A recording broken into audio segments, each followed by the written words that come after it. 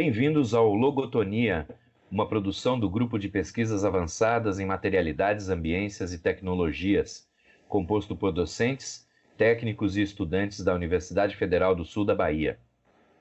O Logotonia está presente em diversas plataformas: Twitter, Facebook, Instagram, YouTube. Os episódios estão publicados no SoundCloud, iTunes, Spotify. Assine nosso feed no seu app preferido. Esse é um programa da série Teoria Ficção.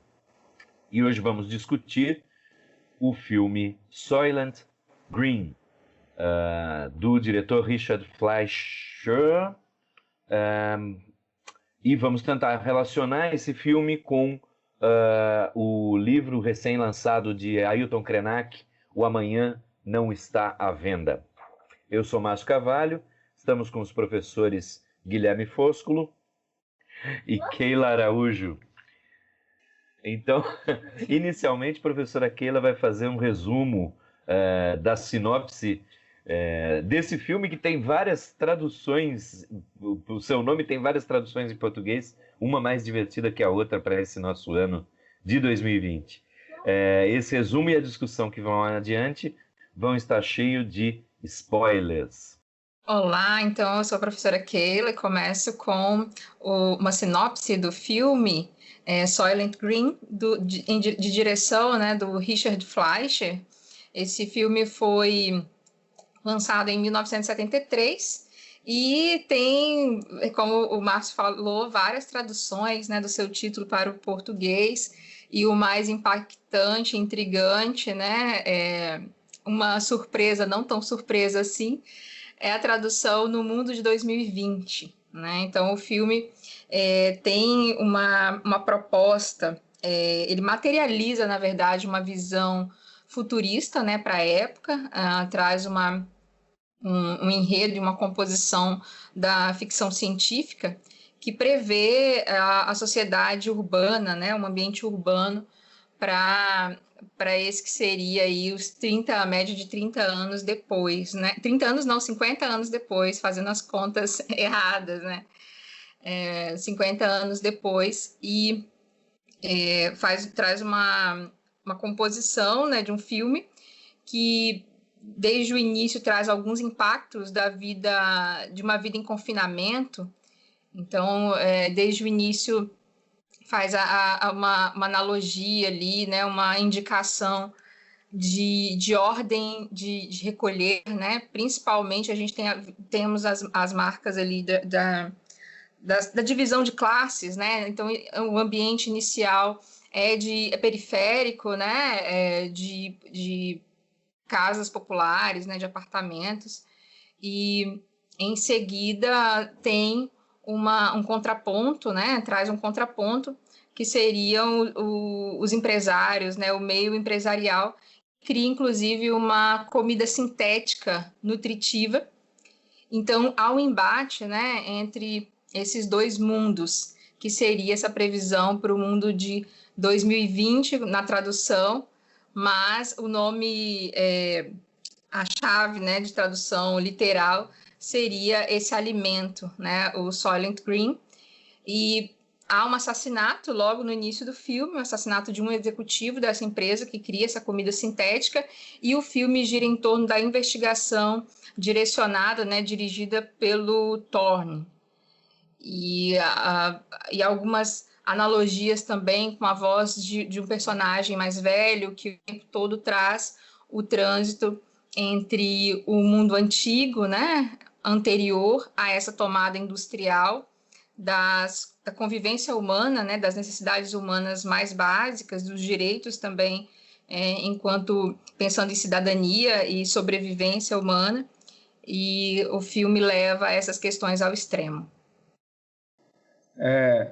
Bom, uma coisa que eu acho curiosa no filme, né, isso sempre eu acho curioso em obras de ficção do passado, assim, né? Tanto no primeiro Blade Runner, que a gente já, se eu não me engano, a gente já fez um Logotonia Blade Runner, não fez, Márcio?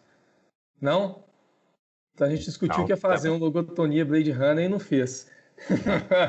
Não, tem que fazer. Então pronto. Estamos precisando fazer um Blade Runner. Mas eu fiquei com isso na memória porque eu acho que a gente já teve uma conversa sobre isso em relação ao Blade Runner e a outros títulos de ficção, que é como que alguns desses títulos, principalmente os que têm apelo visual, que nem o filme também do 1984, né, eles acabam se datando através de outros elementos, assim, né? Então, a gente percebe nesse filme, né, do Soylent Green, como é que vários elementos deles entregam que a época é 1973, os elementos visuais, né?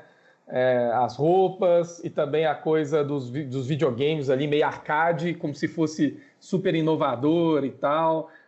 O design dos móveis e tudo grita década de 70, né? E aí tem um filósofo também, crítico de arte, que é o Arthur Danto, estadunidense, né? E que tem em um dos textos dele, que é A Morte da Arte, de 1984, ele comenta, né, como que, na verdade, não tem nada mais, por assim dizer, né, característico de uma época do que a projeção que essa época faz a respeito do futuro. Ele diz que o futuro é uma espécie de espelho em que a gente só pode, uma coisa assim, que só pode se mostrar a nós mesmos, assim, né? A gente só consegue se revelar no espelho do futuro enquanto presente, né? Isso vale para o passado também, assim, né? Quer dizer, naquilo que a gente não julga ser ficção, por exemplo, como a história, o movimento de olhar para trás é a mesma coisa, né? Acaba trazendo mais sobre o presente de quem olha para trás do que sobre aquilo que de fato se encontra lá atrás, né? Mas assim, primeira coisa curiosa é essa, né? Essa coisa de como os elementos visuais do filme, a moda do Blade Runner, que se passa no futuro também, e você tem aqueles elementos tipo telefone de fio no Blade Runner, né? Ventilador de teto, ventilador normal, etc. E no Soylent Green, máquina de fliperama e aquilo que eles julgam super modernos, a gente olha hoje e parece arte retrô ou kit retrô, uma coisa dessa ordem, mais retrô assim, né? E por outro lado, é interessante como é que esse filme começa com uma série de imagens que me lembrou um dos Mad Max, não lembro qual, que começa com essa série de imagens para poder elencar o que teria... o Márcio está apontando ali com o Mad Max 2 na câmera, e que demonstra como que uma série de eventos catastróficos conduz ao cenário que o filme que a narrativa se inicia. E nesse filme aparece essa série de eventos catastróficos em imagens rápidas, mas uma coisa que me chamou a atenção foi que aparece mais de uma imagem de pessoas com máscaras, assim. Mas no caso específico do filme, a gente faz uma outra leitura hoje, né? Porque na época do filme parece que as máscaras têm mais que ver com poluição, né? E hoje, óbvio, a gente vê como se tivesse que ver com pandemia. Né? Aí vocês me corrijam se eu estiver errado, mas me pareceu isso, que é uma leitura dessas máscaras chama mais atenção por conta do horizonte pandêmico que a gente vive hoje, né? Só corroborar que para colocar um elemento futurista foi colocado a personagem que é uma mobília, né? As mulheres são mobílias ali, dos apartamentos dos ricos. A mobília jogando um asteroides, mas o flipper do asteroide estava com uma casca meio... a caixa era meio arredondada, então essa coisa arredondada era a mostra de futuro. Se você for ver Laranja Mecânica, que é mais ou menos filmado mais ou menos na mesma época, e passado também no futuro, o Kubrick também caiu nessa coisa de colocar as cadeiras arredondadas, eram... né, as mobílias, nesse caso, do Kubrick, também eram todas nesse estilo. E quanto ao problema da poluição, né, você falou das máscaras, o que não saiu da minha cabeça foi que no desenvolvimento da questão ambiental, ali a gente está no começo dos anos 70, e a principal preocupação até aquele momento era a preocupação demográfica, né? Não se tinha uma ideia neomalthusiana, que é bem refletida no filme, com a ideia de que a população iria crescer exponencialmente e não haveria alimento para todos, Então eles usam o Soylent Green e outros Soylents, né? Alguns supostamente feitos de alga marinha. Se eu não me engano, em algum momento se fala em soja também, derivados de soja, da onde pode vir o nome Soylent também, né? Algo relativo à soja. Mas isso me lembrou, na verdade, o desenvolvimento da questão ambiental. E naquele momento era uma questão principalmente demográfica, que levaria a um colapso de moradia e alimentação, né? A alimentação é refletida nos Soylent, e a moradia é refletida em todas as cenas externas, diurnas, que são totalmente de multidões. Sempre multidões na rua, sempre multidões dentro das casas. Aparentemente, o personagem do Charlton Heston tem um apartamentinho, ele é policial, né? Mas muitas pessoas vivem na escada do prédio dele, né? Ele sempre que vai entrar ou sair do apartamento, ele tem que pular pessoas que estão deitadas. Então, me parece que tudo isso é reflexo do que se tinha, mesmo em termos teóricos, a respeito da questão ambiental naquele momento. O neomalthusianismo, a ideia dos limites do crescimento, né? Que foi a primeira grande obra a entrar tanto na academia quanto no imaginário popular, com as suas consequências. Eu não consegui encontrar, até procurei esse texto de novo, mas não consegui encontrar. Eu me lembro que li uma vez, lá pelos idos dos anos 80, um texto do Isaac Asimov, que provavelmente era dessa época, mais ali para o início dos 70s, e o Asimov era um cara que tinha a sua pegada científica, né? Mas ele fazia previsões aqui para o século XXI que hoje são absurdas para a gente, mas ele falava que com o crescimento populacional a gente vai chegar não lembro se 2050, 2100, e não vai haver espaço para as pessoas se deitarem no planeta. Cada um, se a gente fizer a conta, daí ele faz lá aquela conta dele e tal, e cada um vai ter 1 metro quadrado para viver. Se você dividir a quantidade de pessoas com a quantidade de terras utilizáveis, né? Então, mesmo... E aí, lembrar que a gente começou Logotonia nesse ano maluco de 2020, exatamente com o Asimov, que era o ano do centenário do Asimov. A gente começou com o Eu, Robô, não foi? E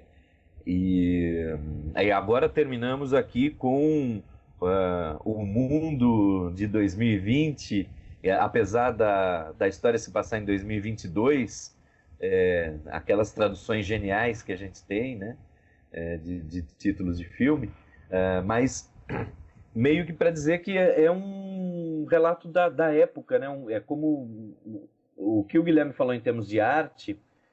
Talvez a gente possa falar também em termos de sociedade, o que estava borbulhando como preocupação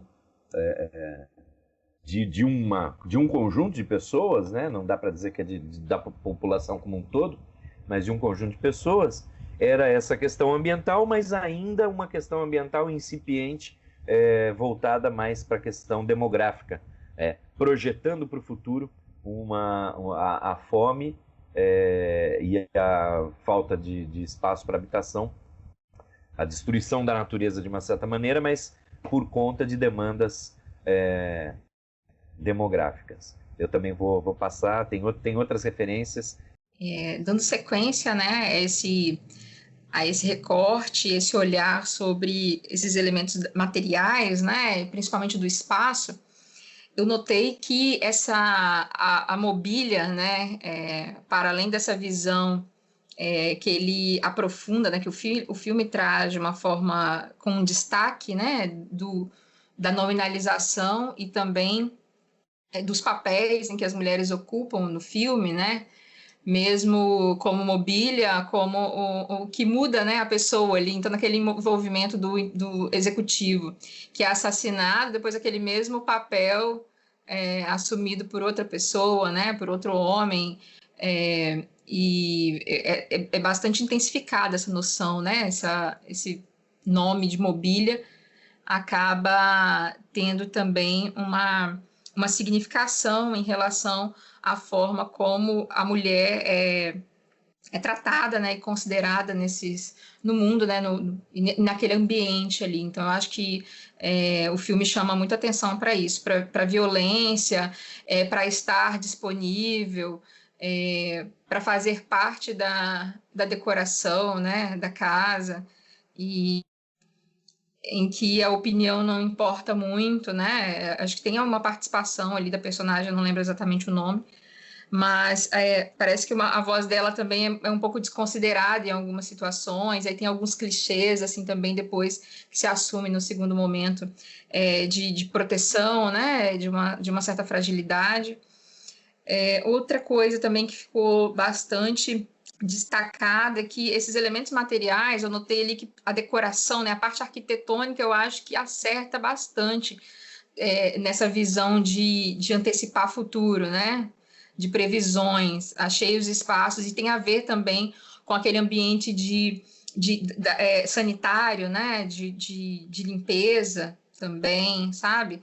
Então, os ambientes são cleans, né, aquele apartamento tem todo branco, vidro, então acho que acerta um pouco, né? E a gente vê muitos apartamentos, né, atuais, assim, então essa pegada clean, principalmente numa visão de decoração interna de ambientes, de uma visão norte-americana, né? De um modelo bastante norte-americano, clean, muito espaço, tudo muito branco, vidro, espelho, eu notei isso.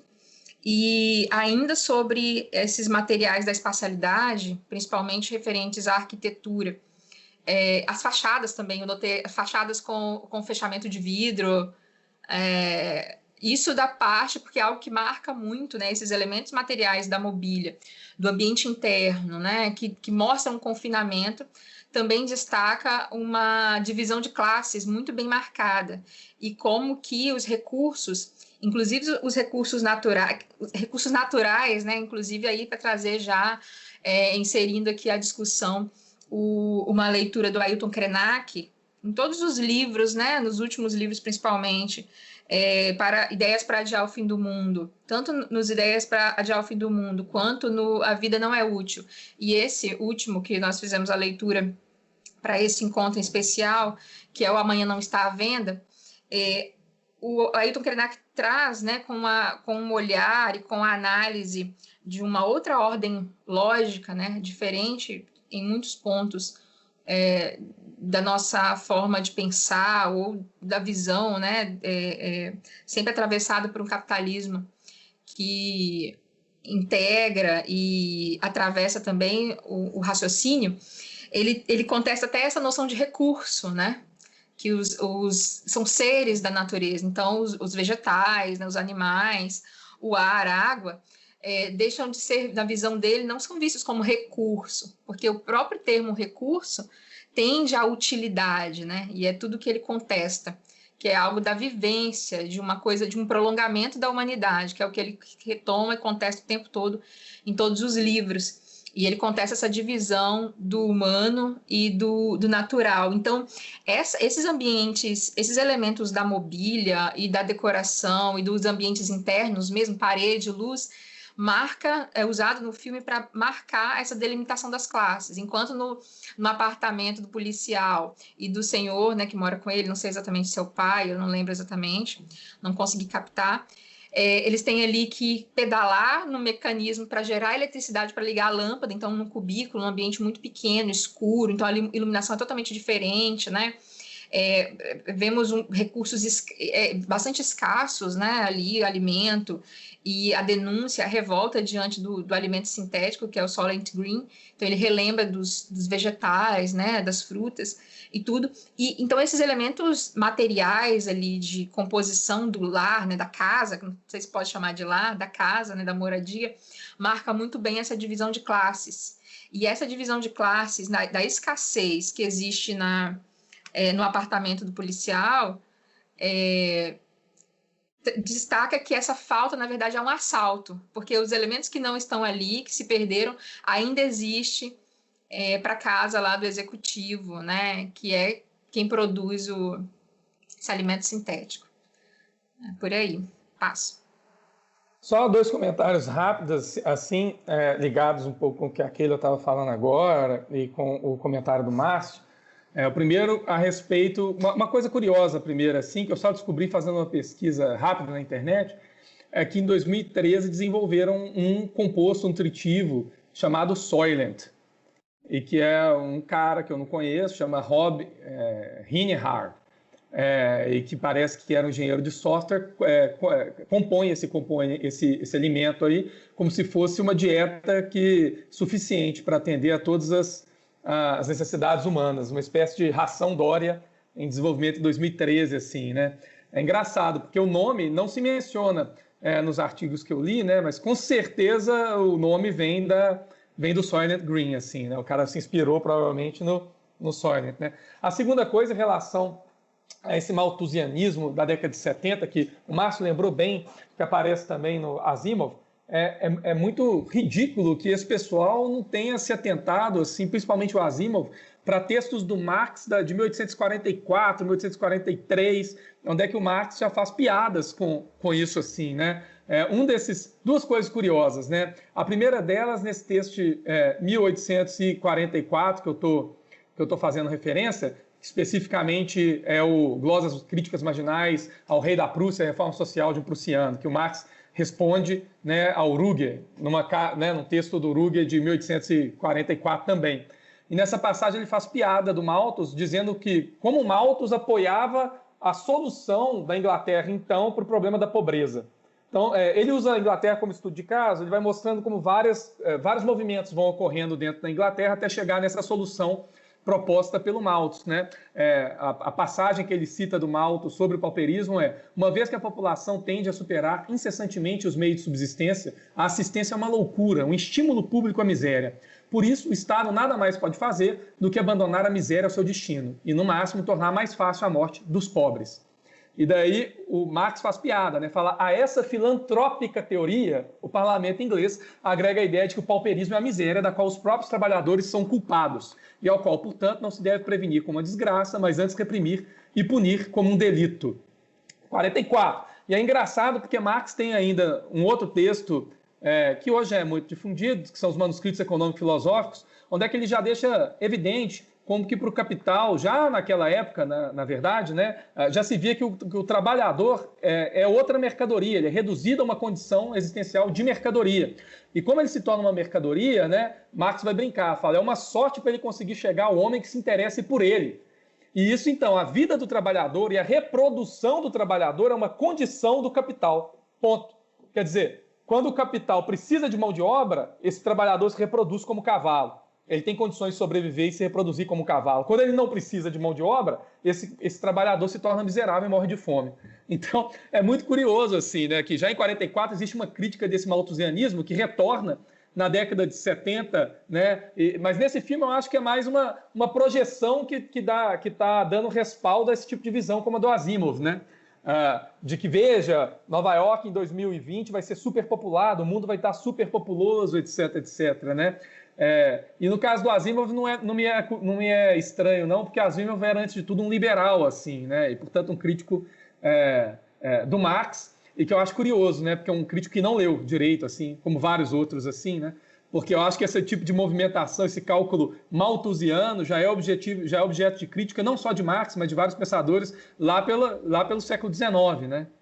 Mas olha só, né? Aí não é uma questão só do Asimov, todo o crescimento da questão ambiental a partir dos anos 60, a partir do Clube de Roma, tal, vai nessa pegada, começa nessa pegada neomalthusiana, né? Ao longo da década de 70 é que se percebe que a questão não é propriamente a quantidade de pessoas que vai gerar uma degradação ambiental, mas outras questões que estão envolvidas, né? Qual é a matriz energética nossa, qual é a matriz alimentar, etc.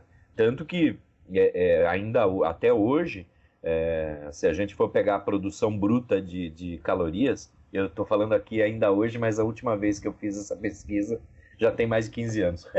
Mas tudo bem. No início do século XXI, pelo menos, a quantidade produzida de calorias no mundo excedia a quantidade requerida, né? E aí, por que tem fome no mundo? O problema não é a produção de alimentos, é a distribuição de alimentos.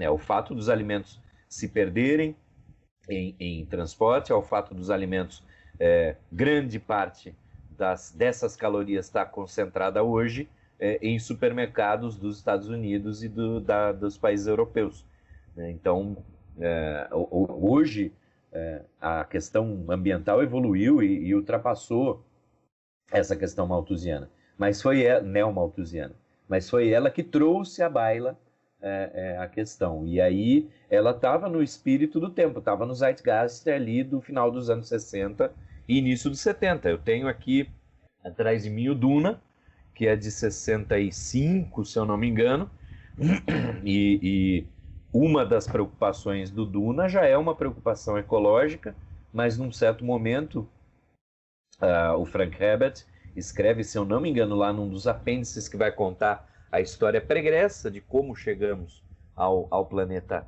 Arrakis, ele vai dizer que na ecologia a questão é quantos indivíduos podem ocupar um determinado nicho ecológico, mas na vida humana tem que se questionar não quantos indivíduos, mas qual é a qualidade dessa vida nesse nicho ecológico. Então, também tem essa preocupação demográfica. Só para dar um exemplo de como estava no espírito do tempo ali.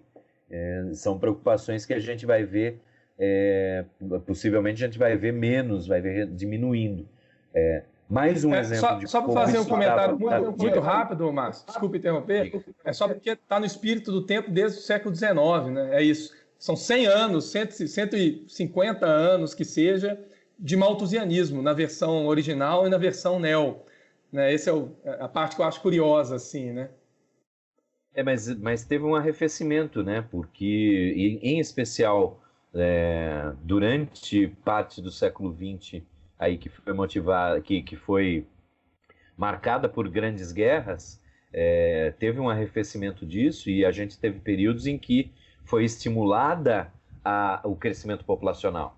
Tá? Teve os momentos de boom, os baby boomers, etc.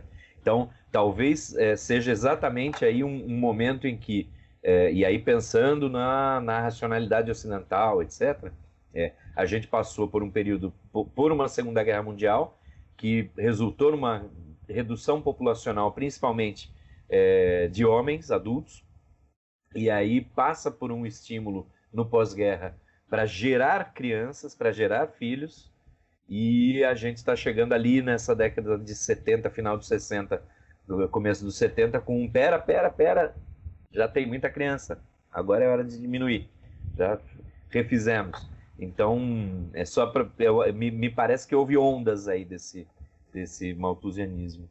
Mas só porque se a gente voltar um pouco para trás, lá para aquela brincadeira da crítica do Marx, você para pensar, veja, na expansão ou retração dos ciclos do capital, esses movimentos estão respondendo a isso, mais do que a outras coisas, assim, né?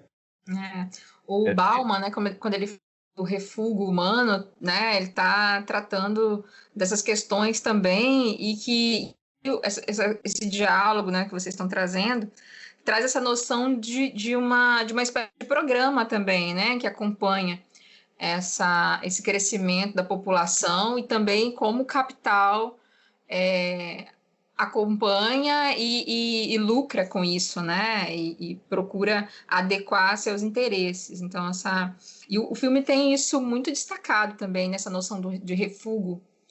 Então, as pessoas sempre em ambientes comuns, de acúmulo, né, de excesso, de quantidade de pessoas, uma degradação total de ambiente de um meio, né, de um espaço de sobrevivência. Então, isso é levado ao extremo. E o descaso, né, do poder estabelecido, muito bem marcado ali, com o destaque de uma vigilância sanitária, né, uma espécie de vigilância sanitária, ou de agente sanitário, que também é um agente militar, né, tem essa mesma figura. E uma aproximação, né, que é possível, e eu acho que o Krenak intensifica a análise desse filme, né, a reflexão nesse aspecto, é a escala da artificialização, né, da artificialidade.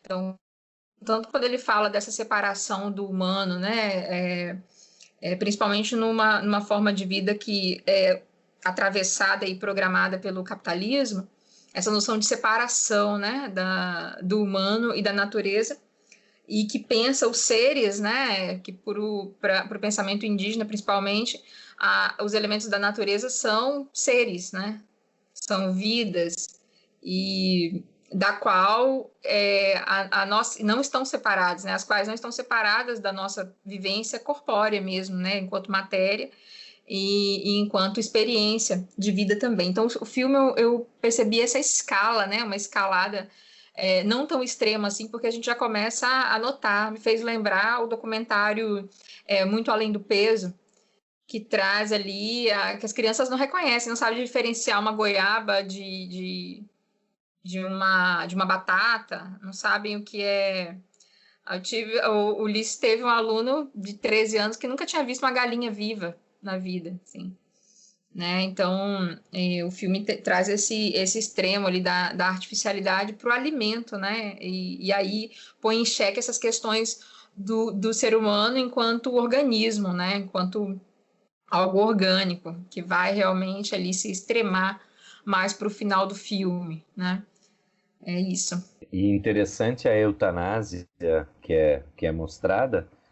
No momento da eutanásia, o que se faz para uma morte humanizada, vamos dizer assim, é o retorno à natureza. É um retorno à natureza em vídeo apenas, mas para fazer entre aspas, humanização da eutanásia. E eu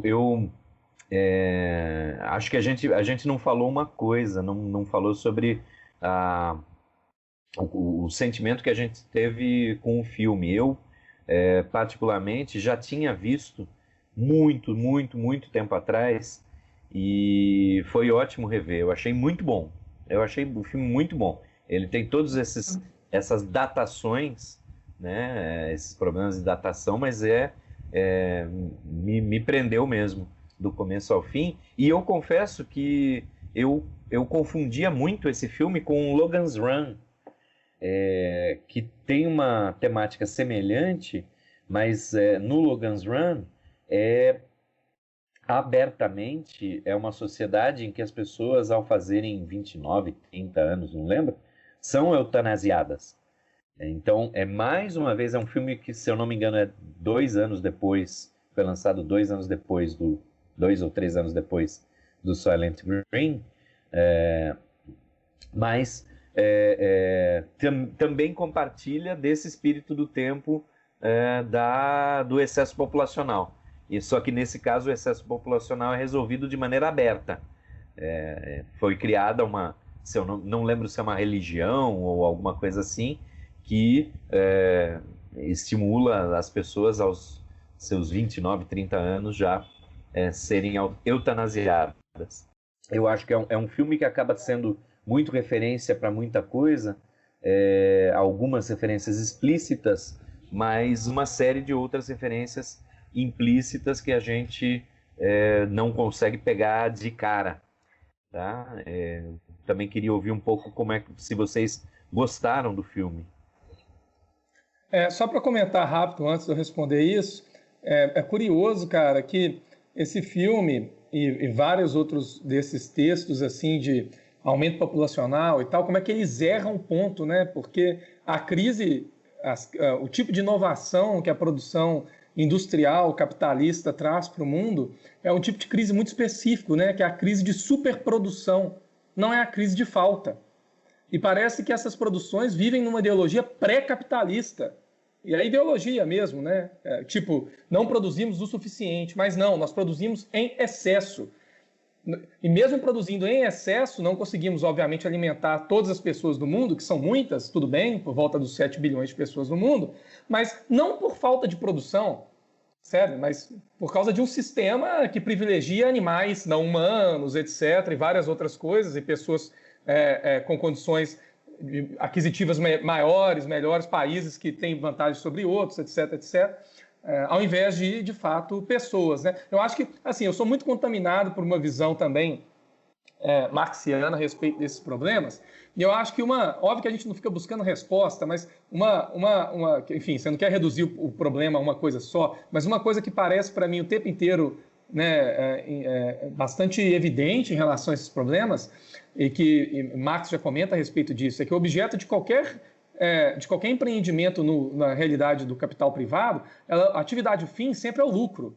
Então, a atividade fim dessas, né, enfim, da indústria alimentícia ou das fazendas, do nosso agronegócio, ela não é exatamente a alimentação, não é exatamente alimentar as pessoas, é a mesma atividade fim de qualquer outro setor, de informática, de carros, de drogas, etc., etc. Não é exatamente oferecer serviços e produtos, mas é extrair lucro, né?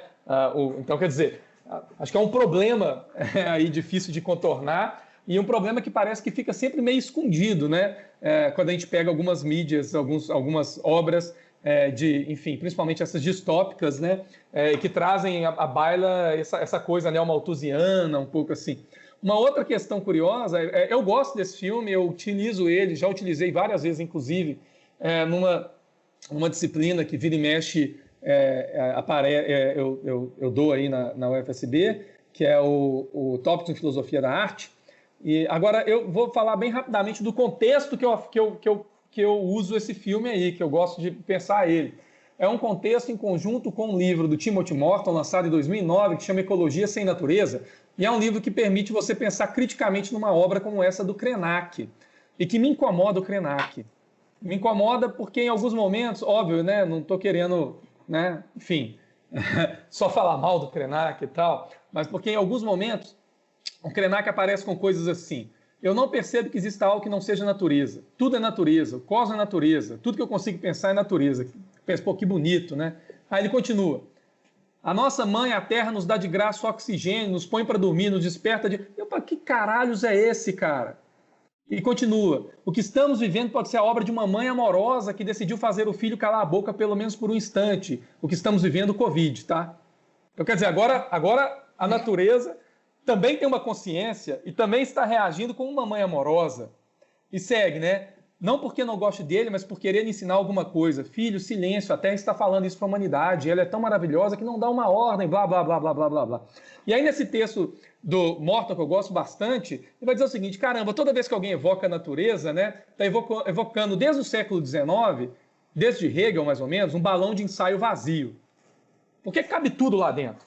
Só que em geral, quando a gente fala natureza, a gente coloca lá dentro outras coisas. A ideia de harmonia, a ideia de plantinhas e animaizinhos que a gente gosta vivendo em harmonia. A gente não pensa, por exemplo, que um futuro distópico, pós-humano, onde a gente destruiu, por assim dizer, as nossas condições de vida na Terra, não necessariamente vai destruir todas as condições de vida na Terra. E no balaio de gato da natureza, isso também é natureza. O ecossistema de um lixão também é natureza. O ecossistema das cidades também é natureza. Quer dizer o seguinte, né, que a visão que geralmente esse tipo de crítica carrega é uma visão um pouco romantizada da natureza, né? É uma visão humanizada e romantizada, me parece carregada aí, e esse é o argumento do Morton, da Ecologia Sem Natureza, né, de pinturas românticas do século XVIII e XIX, né? De uma visão de natureza idílica. Às vezes a visão da natureza nos olhos do colonizador, que é aquela natureza exatamente tropical, não tocada, percebe?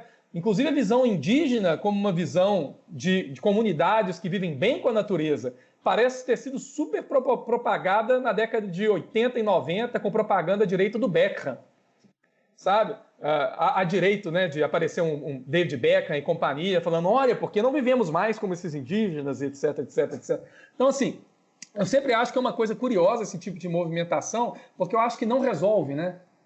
Em primeiro lugar, não resolve por ideologizar alguma coisa e a consequência disso pode ser aquilo que o Sloterdijk brinca, né? A constituição e a criação de parques humanos, né? Quer dizer, coisas bonitas para a sua vista, que você vai chamar de natureza, etc, etc, né? E no segundo lugar, porque não dá para rebobinar nossa existência pós-industrial para uma realidade idílica russoniana, né? Impossível fazer isso. Então, por mais que a gente admire essas comunidades, né? Isso não é fórmula para sair do problema, né? Essa visão que o Krenak traz nesses livros todos, né? E não só o Krenak, mas o Davi Copenau também, né? Na Queda do Céu. A leitura que você faz, eu acho que é a leitura que você pode fazer, né? Enquanto pesquisador, professor de filosofia, de uma formação, de um pensamento, de uma ordenação do pensamento que tem uma configuração também, né? Então, a gente que lê o Flusser, a gente sabe também aí da filosofia da linguagem, que o nosso intelecto é a forma de ver o mundo, é por isso que fala das cosmologias, né? Também nem se fala mais em cosmovisão, porque não é só uma visão, é uma forma de viver também, é uma forma de viver, de pensar, de organizar as ideias sobre o mundo, de refletir, de sentir, de criar arte. Então, esse trecho que você leu, pela leitura que eu tenho do Krenak, não resume o pensamento dele, né? É um pensamento ali que muitas vezes não vai ao extremo de enraizamentos de complexidade, digamos assim. Né? É um momento em que ele traz uma visão que a natureza nos acorda, mas dessa vivência próxima e até afetiva com a natureza, que é um ser. Né? Na visão do Ailton Krenak. Então, eu não acredito que tenha essa visão romantizada, inclusive é uma reivindicação e uma contestação dos próprios indígenas, né?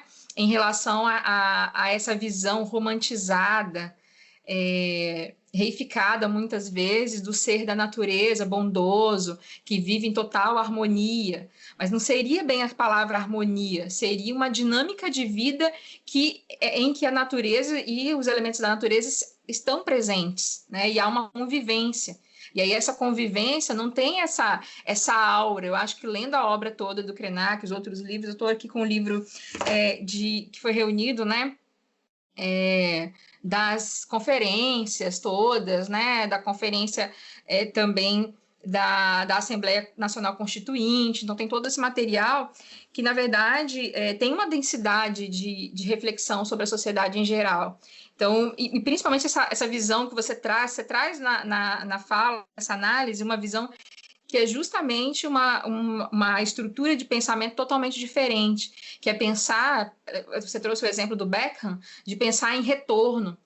Então, você traz uma noção de progresso, né, de progressão, em que essa forma de vida próxima à natureza não é uma simbologia de uma visão do sonho ou utópico, é a forma de vida, é a forma de moradia, de trabalho, né? É lógico que talvez tenha outras palavras que não seja trabalho e moradia, porque nós estamos falando de uma cosmologia que precisa ser estudada ainda para nós compreendermos.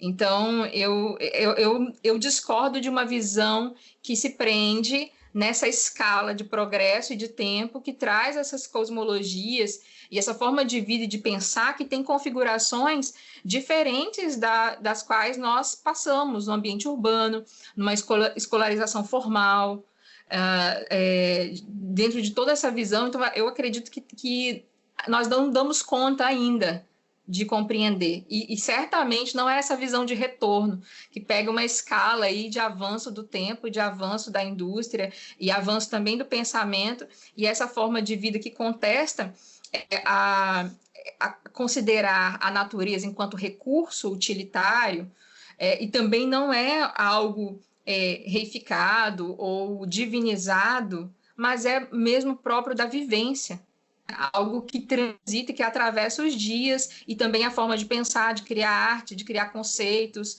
de lidar com os problemas, Então, assim, uma leitura mais ampla da cosmologia, da vida indígena e também da composição do pensamento indígena está bem diferente dessa... Porque, na verdade, quando a gente começa a pensar indígenas, ou a gente pensa como atraso, ou pensa como uma divinização, né? Um excesso, de como você destaca. E a questão é muito mais complexa mesmo, né? Assim, no sentido de que nós ainda não alcançamos nesse sentido. Porque a estrutura de raciocínio, ela parte de referências, né? De experiências bem diferentes da nossa. Só um comentário rápido, Keila. Eu não estou comentando de todos os indígenas e do pensamento indígena em geral. Estou comentando desse texto do Krenak. Né? Não estou fazendo uma avaliação de cosmovisões, não estou pegando Viveiros de Castro, Copenau, julgando todo mundo no mesmo saco, não. Estou pensando nessa passagem do Krenak, ela aparece em outras obras do Krenak, é uma visão que tem alguma ressonância com algumas comunidades indígenas, a coisa da Pachamama, certo? E é uma coisa que parece para mim sempre uma coisa assim, obviamente, da minha formação, né? Do meu modo de ver. Parece sempre uma coisa bastante estranha, porque para mim sempre parece uma coisa, para dizer em termos de filosofia, de quem vem de uma tradição ocidental como a minha, tipo, estamos de novo arrombando porta aberta e voltando para alguma coisa que já foi. Inclusive, quando você vira e fala de novo, a natureza é próxima dessas pessoas, tá? Eu fico o tempo todo pensando, rapaz, o que é isso de natureza, né? Tem uma piada que fala que mandaram Zizek buscar a natureza na floresta amazônica, ele entra e sai e fala que não encontrou a natureza, não. Encontrou árvore, floresta, bicho, encontrou solo, encontrou folha, mas essa tal da natureza é difícil de buscar. Quando o Krenak fala em natureza, ele está nominalizando para nós. Essas nominalizações são nossas e muitas vezes dadas por nós, não foram eles que nominalizaram, mas para se comunicar com a nossa sociedade, eles acabam retomando esses termos. Né? Tem uma outra significação, mesmo muito próxima e sem essa aura, né? Essa aura aparece para a gente às vezes, e aí vem um impacto que eu acho que traz muitos benefícios, eu acho, esse pensamento. Há um tempo atrás eu fiz uma pergunta, há uns 2, 3 anos, para a turma, né? Que essa separação da natureza é algo que... Da natureza não, dos elementos, né? Da matéria viva, né? Digamos assim. A nossa separação da matéria viva, ela deixa alguns fossos aí. Eu fiz uma pergunta, para onde que a gente vai quando a gente tira férias? Passo o ano todo trabalhando nas cidades, quando a gente vai tirar férias ou alguns dias de descanso. Quais são os lugares que a gente procura, né? Cachoeira, praia, floresta, sítio.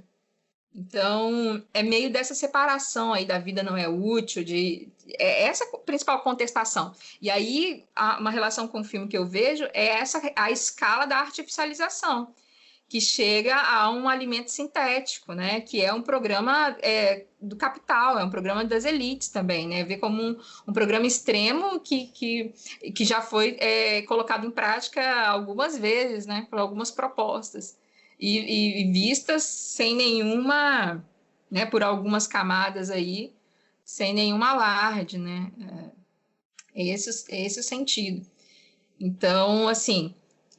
a gente pensa, tudo que a sociedade criou, né, foi para nos separar, porque a natureza não existe coisa de mãe natureza, né? A natureza ela é cruel muitas vezes, né? Então tudo que criamos foi para nos proteger dessas mazelas da natureza.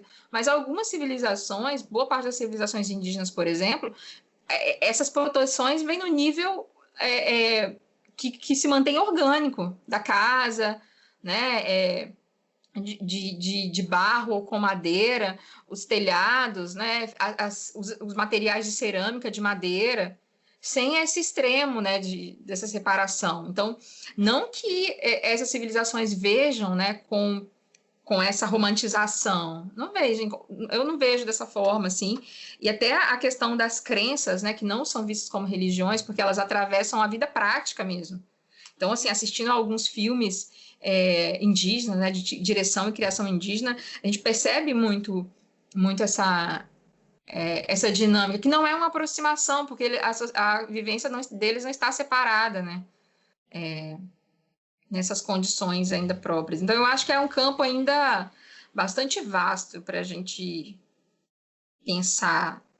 E essa visão de natureza enquanto mãe natureza, eu acho que ele faz aqui mais para traduzir, para tentar trazer uma forma de impacto, mas não como uma forma interna, né, de reflexão, mas que tem algum encantamento, sim. Eu não vejo como não encantamento, mas mais como um sentido de preservação vital mesmo. Não preservação de outra coisa, mas preservação dessa matéria, né, que é também o humano. Eu acho que a gente... Antes de falar, antes de fazer esse comentário em cima do que vocês estão falando, acho que a gente já está montando aqui uma pauta para o Logotonia do ano que vem, porque a gente poderia assistir, trabalhar o filme Anticristo, do Lars von Trier, que a gente nunca trabalhou Lars von Trier aqui, e na minha interpretação, são filmes muito interpretativos, né, do von Trier, na minha interpretação, tem tudo a ver com essa discussão a respeito da natureza, Anticristo. Além de... Então, a gente já falou de Blade Runner, eu queria sugerir para o ano que vem Anticristo, e a gente está já tem mais de ano que Fran me mandou mensagem, a gente precisa gravar sobre o Mother, Mãe, do Aronofsky. E mais uma vez a gente tem, na minha opinião, o tema natureza totalmente envolvido ali. Agora, quanto a essa discussão, o tempo que eu trabalhei com sociologia ambiental, talvez a premissa que a gente tem é que não existe mais natureza natural. Acho que é isso um pouco, em outras palavras, o que o Guilherme estava falando do exemplo do Zizek. Porque não existe mais, em lugar nenhum do planeta, uma natureza que não tenha sido tocada pelo humano, seja materialmente, seja idealmente, até como idealização. Então, eu tendo a concordar que... com a fala de Guilherme, de que às vezes a gente olha para um passado que não é também um passado real, é um passado idealizado e projeta esse passado como uma possibilidade, esse passado que nunca existiu, como uma possibilidade de futuro. Eu lembro muitas vezes do Nelson Motta. Uma vez eu li uma entrevista dele, e o pessoal falando, Ipanema, como era maravilhosa, vocês sentando ali no bar com Tom Jobim, com Vinícius, e ele respondeu, era uma merda, faltava água, vira e mexe, não tinha energia elétrica, a gente tinha que pôr gerador, não chegava mantimento, idealizado. E eu acho que a gente idealiza também muito esse passado, e acaba projetando ele para um futuro. Então, eu tendo a concordar, eu tendo a ter uma visão mais pessimista. E até nesse aspecto, acho que Amanhã Não Está à Venda, do Krenak, o livro termina com um chamamento. E a minha índole pessimista me faz achar que esse chamamento, infelizmente, vai cair no vazio. Sim. Né? Quando ele fala, tomara que não voltemos à normalidade, pois se voltarmos é porque não valeu nada a morte de milhares de pessoas no mundo inteiro. Não valeu nada. Infelizmente, não valeu nada e vai continuar não valendo. Sim. Depois de tudo isso, as pessoas não vão querer disputar de novo o seu oxigênio com dezenas de colegas de trabalho num espaço pequeno, com dezenas de colegas num espaço pequeno de trabalho. Vão sim. Porque aliás, nem acabou, já estão disputando, né? Nem acabou a pandemia. A gente já ia justamente trazer essa pergunta, assim, e quando ele fala que me incomoda um pouco, né, não ter valido nada, né, pessoas, assim, milhares, nunca vale, né, essa coisa de valer, eu acho que o termo ali é um pouco complicado, mas nesse estágio da pandemia, a gente tem respostas, né? E lá no início também, né? Eu também li esse artigo do Domênico De Masi, que ele cita aqui, E eu tive a mesma impressão, né? A gente não vai voltar sim, né? As pessoas vão esquecer ou vão naturalizar essas mortes todas e com a visão mercantilizada e vai seguir. Então, assim, é um livro que nesse estágio da pandemia, né? Eu acho que isso é bastante válido para discussão, né? De último encontro do final do ano, é que a gente já tem algumas respostas aqui. Na própria época já tinha essa resposta do Krenak, mas talvez o papel dele seja colocar essa pergunta, mesmo que incômodo, para as pessoas responderem. Eu acredito que ele já tinha essa resposta também, tenho certeza que já tinha essas respostas. Só para localizar, dezembro de 2020, nós estamos gravando esse podcast, e nesse momento é um momento em que no Brasil nós já ultrapassamos os 180 mil mortos e estamos voltando ao patamar de 1.000 mortes por dia, patamar que a gente manteve durante aproximadamente 5 meses. Então, e ao mesmo tempo de tudo isso, começando as pressões, envoltos em pressões para continuar o mesmo ritmo, né? Para voltar a tudo como era antes, se duvidar pior. Eu vi alguém comentou logo no começo da pandemia, quando houve os lockdowns mais fortes ao redor do mundo, teve uma redução, teve vários artigos mostrando redução de emissão de dióxido de carbono, redução de atividade industrial, etc. E alguns artigos louvatórios, louvando isso, né? Falando, olha, esse talvez seja um caminho, tal, reduzir. E eu não me lembro agora quem foi que falou, mas foi no podcast Vira Casacas, e eu peço desculpa por não lembrar quem foi que falou isso, mas na minha opinião fez uma fala muito lúcida, que é a seguinte: nós estamos louvando que uma pessoa obesa emagreceu, mas ela emagreceu porque ficou doente, e a gente está louvando o fato de ela ter emagrecido e não enfatizando o fato dela estar doente. Quer dizer, a gente tem essa... ainda que sim possa ser um objetivo futuro, uma redução de emissão, na verdade é um objetivo premente, a redução de emissão de gases, talvez seja um objetivo futuro, uma redução da escala industrial, de produção industrial no planeta, para manutenção de recursos, etc., geração de menos resíduos, tudo isso é muito importante, mas dizer que esse é o lado bom da pandemia é isso, é louvar a doença, né? A gente tem que ter outros mecanismos para isso, e não a doença do planeta, né? Nesse sentido eu concordo também, assim, foram vários artigos, né, de que a pandemia traria, né, e aí sempre nessa visão também de objetivar, né, de extrair algo, e não pensar os impactos ou pensar no que está se desenvolvendo, né, no que está acontecendo. Mas eu acho que alguns desses pensadores, né, foram vários, eu acho que era meio que o papel para tornar bem óbvio e bem na superfície essas afirmações, né, de que mesmo para um diagnóstico ou para estar diante de si, né, ou para a sociedade se colocar diante dos seus interesses, das formas de pensar e extremos, né, de que essa catástrofe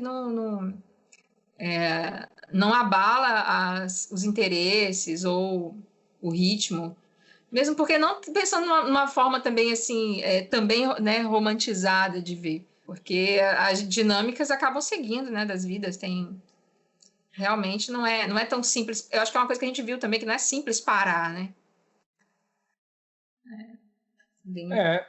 Pensando um pouquinho com aquilo também, eu acho que tem essa questão que apareceu bastante em relação a essas, entre aspas, análises de efeito, né?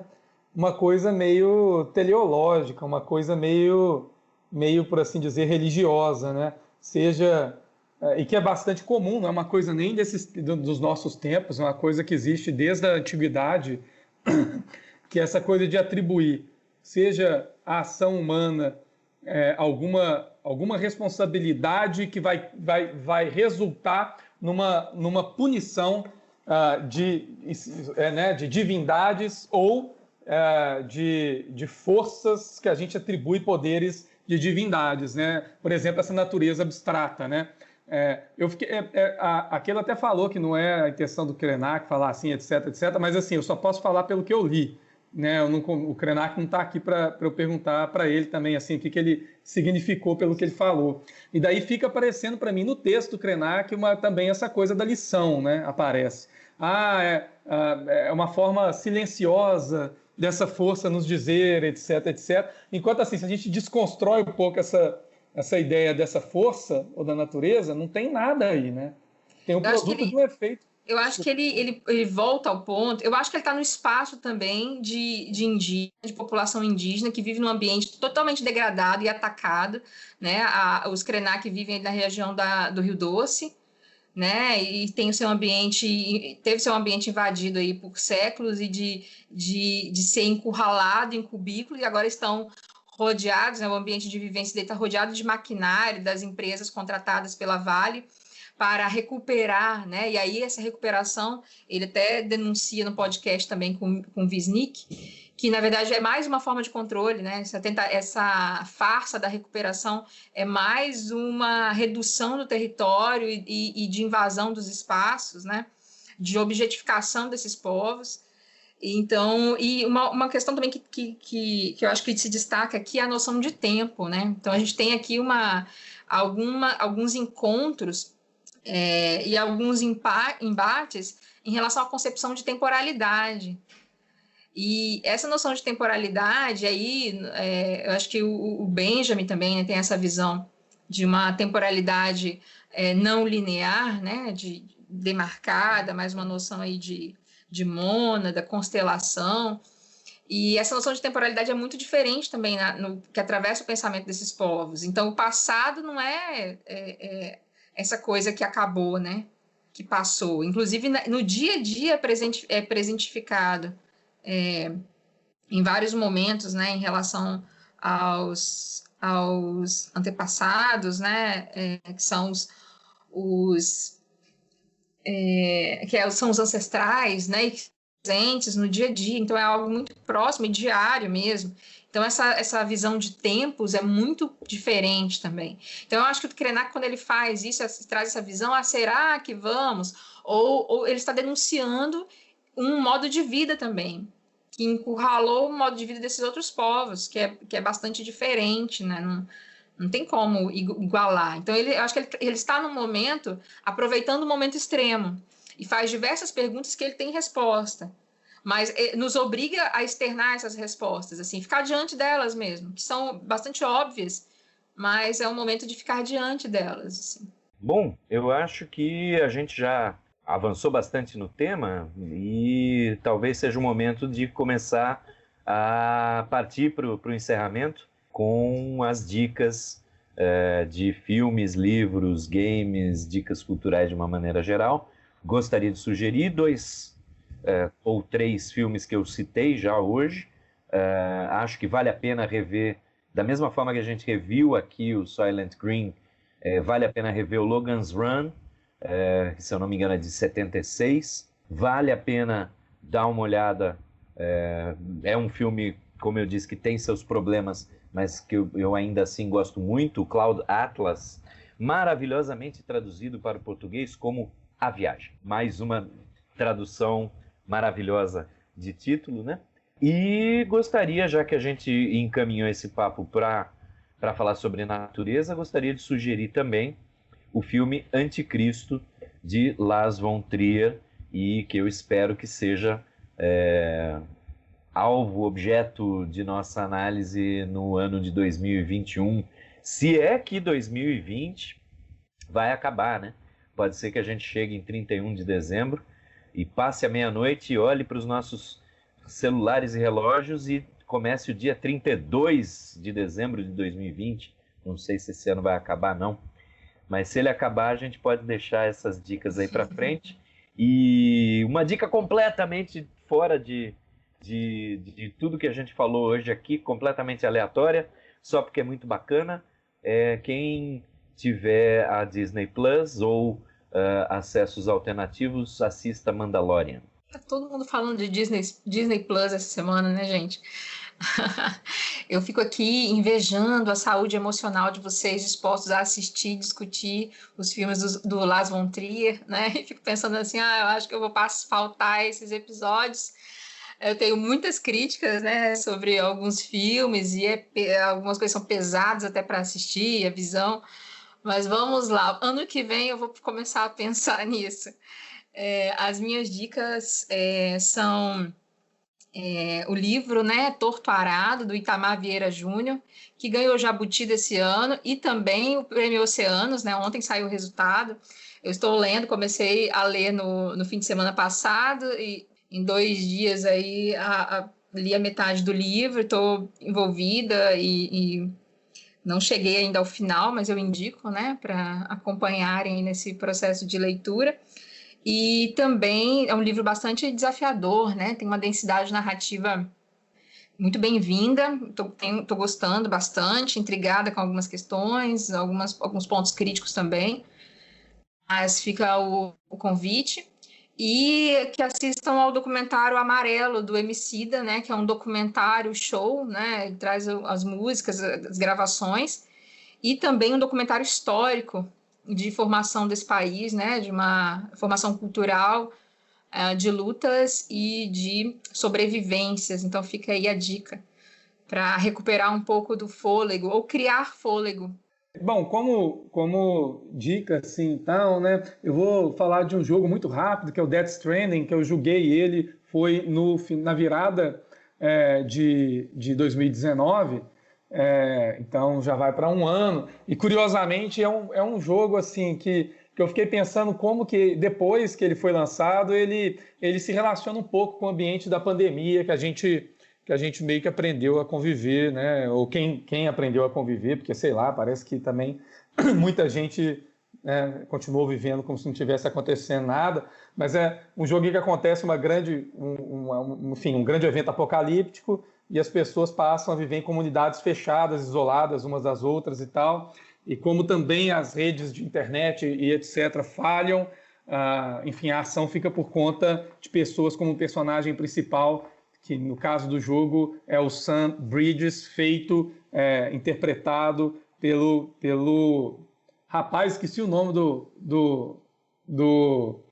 Norman Reedus, que é o ator norte-americano que interpreta o Sam Bridges, né, Bridges no jogo.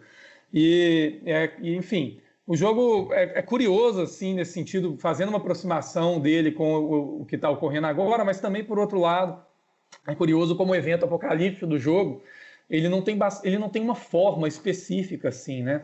As pessoas ficam especulando sobre o que aconteceu, tem uma chuva que envelhece, tem uma série de eventos bizarros acontecendo no cenário em que o jogo se passa, mas me parece, assim, fazendo uma análise já há algum tempo, que me parece próxima à atividade de despersonalização, de dessubjetivação, que é promovida pelo evento, né, do modo de produção do capital privado, né?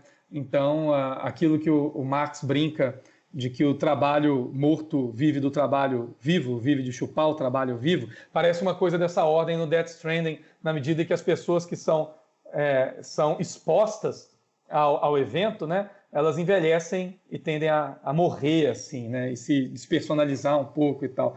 Então fica essa dica desse jogo. Agora, hoje em dia, está barato. Acho que tem várias promoções dele para quem tem Xbox, PS e até PC. Acho que na casa de uns R$30, R$25, você já encontra o jogo hoje. Eu vou ficando por aqui, então. E um abraço para todo mundo. Tchau, tchau, gente. Obrigada. Abraços a todo mundo. Se cuidem.